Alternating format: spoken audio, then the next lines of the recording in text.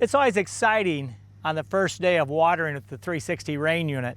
In this particular field, this is the first year we've brought rain into here, and we've got a new well dug. What we have here is a riser that's 300 feet east of the well, and that riser is situated so as the rain system, what we call, runs on the backbone, it turns left and right. So we're carrying 3,000 feet of hose, and it'll easy water this entire 110-acre field. It will also reach across the road into that 45 acres of soybeans. And so we'll be able to do over 150 acres here pretty handily with one machine.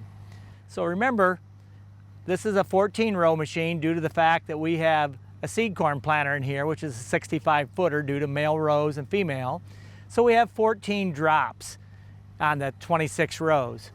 And so you can see it running here in the background. It's coming back, so it's already gone all the way down the half mile, and it's on its way back. On the way down, we were watering on the 7 drops on the outside. On the way back, we're putting a little over 3/10 of an inch of rain on. We'll be watering in the center. That way the wheels never run in mud. So the well's running about at 140 PSI. We're pumping about in that 210 to 220 gallon per minute. And so you can see it though, by the time it comes through 3,000 feet of hose of pressure drop, we're running about 10 PSI in the bucket and out on the edge of the boom.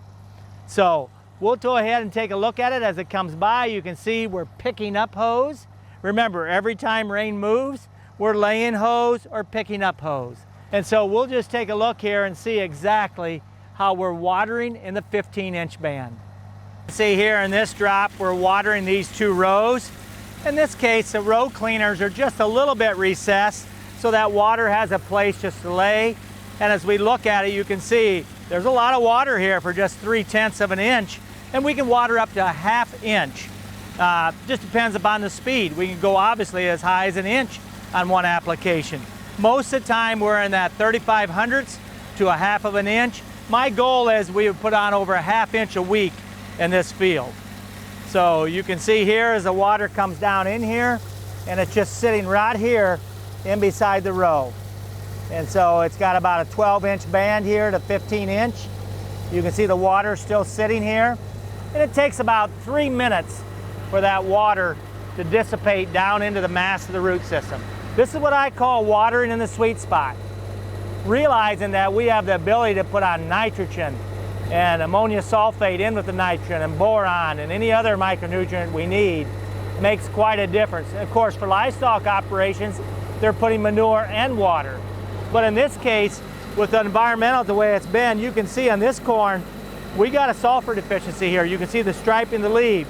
So next pass, we'll put on about 16 units of N and ammonia sulfate mixed in with it. We'll go right after this, and we'll keep this corn in a very healthy state.